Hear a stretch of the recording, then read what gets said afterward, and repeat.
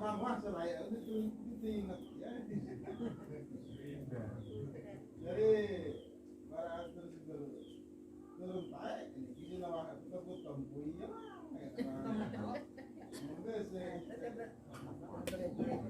Mungkin ngirimnya kan.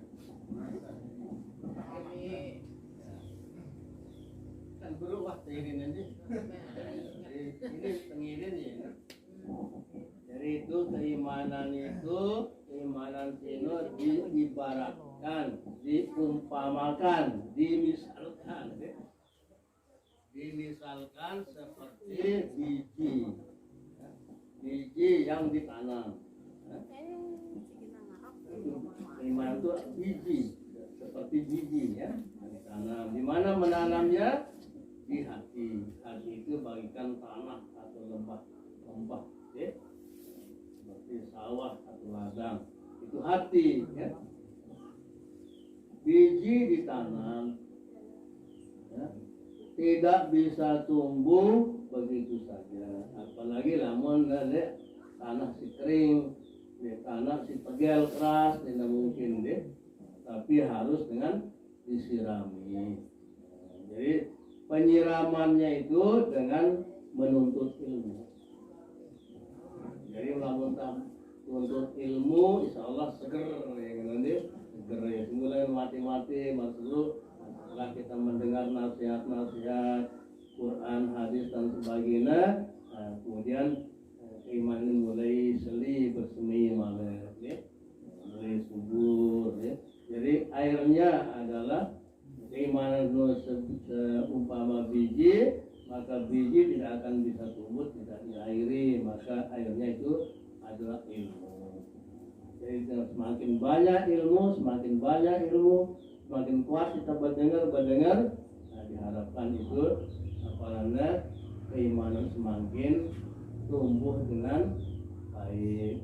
Nanti hadis Nabi anda, "May yuridillahu bi khairan yufaqihu fiddin." Namun kumeleng kita ya dengan sino bagus, kubiang ya petunjuk hidayah, becak ya paham di agama.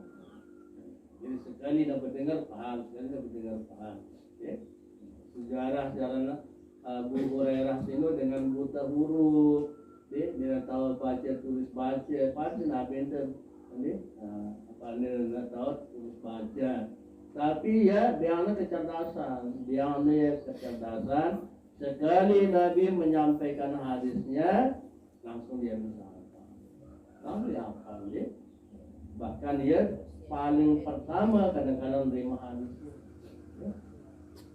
Ada hadis diterima anak pertama si Abu Hurairah ini biasa dengan miskin. Orang miskin yang tidurnya di emper-emper masjid, nunggu-nunggu dan liwat keluar masuk masjid yang sedekah penuh mangan deh. Kadang-kadang dia buntil betul kembokan si laparnya tapi dia dapat hidayah, dia nempel dengan Rasulullah. Bibit Nabi itu ngebuang deh, maka dia banyak sekali meriwayatkan hadis itu setelah Ibu Aisyah, setelah Anas bin Malik, yang banyak sekali menghafal hadis dia. Dia pernah mendapat hadis pertama sebelum orang lain menerima. Ya. Hadis ini yang berkuat Nabi Insa, ya. Man as'adu bihalkika bisafaatika yaumal qiyamah. Ya Rasulullah, siapa yang paling berbahagia dengan syafaatmu pada hari kiamat? Man as'adu sa'id, bahagia ya? Ada itu bahagia. Siapakah yang paling berbahagia dalam menerima syafaatmu di hari kiamat? Man as'adu bi apa belum? Bi syafaatika yaumul qiyamah. Nah, binta aku menyangka, aku sudah mengira bahwa Abu Hurairah lah yang pertama akan menanyakan masalah ini. Karena Abu Hurairah orang yang paling tinggi mencari hadis. Kemudian Nabi itu menjawab, as'adu, bisafaati, boleh bisafaati kan? Bukan bisafaati. orang yang sangat berbahagia dengan syafaatku di hari kiamat. Kembali balik semua nih. Man qala la ilaha illallah. Ya. Man qala la ilaha illallah khalisan fi qalbi aw fi nafsi. Saya mengucap kalimat di dunia sini kalimat la ilaha illallah dengan khalisan, dengan keikhlasan. Tidak ada paksaan, ya. Dengan penuh keyakinan tanpa ada paksaan, ya. Khalisan fi qalbi, ikhlas dalam hatinya atau fi nafsi atau dalam jiwanya. Nah, ini Abu Hurairah yang bertanya, ya. Ini jamaah sekalian, maksudnya nih, ilmu sini lekan Allah. Maka minta pada Allah, ya, tapi ilmu sini jadi aibna imanan sini. Kalau ilmu tidak ada, maka bibit imanan akan menjadi kering, akan mati, ya. Ada keimanan tuh, kita ngaji, kita nuntut, ya lambat laun mati imanan itu kering, pernah diairi, ya. Yang sering terdengar dan berdakwah, mari kita ikuti siraman rohani. Dia kayak jauh dapat siram BP kan. Mari kita rame-rame menghadiri atau mendengarkan siraman rohani dari Bapak ini saat ini. Kan siraman itu dari bentuk ini sendiri. Maksudnya ilmu. Itu siraman ilmu. Ya. Itu ilmu. Kedua, setelah dia tumbuh harus dipelihara, ya. Harus dijaga, dirawat supaya dia cepat berkembang. Wahyu juga kadang nanti artinya subur, ya. Kan dia rabu ini, maka keimanan itu akan semakin subur dengan amal ibadah. Semakin luwih amal ibadah itu keimanan semakin subur. Nah, mengurangi ibadah tetap dia. Ya. Jadi semakin luwih amal itu sedekah, keluasan amal itu iman semakin gemuk, ya. Semakin gemuk setelah itu semakin gemuk. Kemudian si ketelur dijaga pagar ini, pagar nak biang jalan, nak biang senti bembek, pinang harus pinang pageran, pinang perlindungan penjagaan. Namun sebelum aina ilmu membuat dia subur amal ibadah, penjagaannya adalah akhlakul karimah.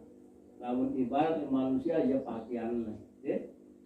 Manusia wah ingus wah gagah, berombok gagah hilangan berpakaian, lalu berhias, bersolek, maka semakin gagah ya.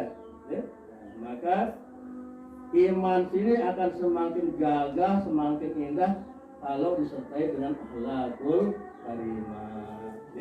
Bagus ongkatnya, bagus ilmunya, ilmu nah luwe, ibadah nah luwe, lalu akhlak lu saya.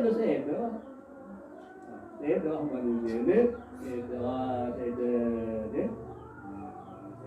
akhlaknya. Jadi kecelaan menjadi tercela. Maksud ibarat manusia, awaknya gagah, ganteng, ingat, lagu besengkaru, jenang keruana si gagah ingat besengkaru. Dengan dia, mereka dirurung budaya orang Suela. Pantas dengan dia, nancul dengan dia. Padahal dengan marah ingat apa, para gagah apa dengan besengkaru mereka. Seperti itulah nih, akhlak itu sebagai pakaiannya. Libasut taqwa zalika khair. Pakaian takwa itulah sebaik-baik pakaian. Pakailah, tongkat si bagus, akhlak bukan keimanan teh, sembahyang akhlak. Nah, jadi tiga ya. Ini cara teh, aparana jaga keimanan sini. Ya paling dia maksimal nih, sampai temati mesti kecil marah ilmu mati ini mesti ada manfaatnya, mesti ada, mesti ada manfaatnya, mati masih ada itu pun berharga, berharga itu misalnya itu nilai keimanan, yang sanggup mengeluarkan kita dari dalam neraka atau sanggup memasukkan ke dalam surga. Cuma keimanan yang sedikit sibuk bertahan sampai akhir umur. Itu berat mempertahankan ini sampai akhir umur, apalagi semakin godaan beli, fitnah luwe semakin. Dengan nyadang keimanan ini, ampun.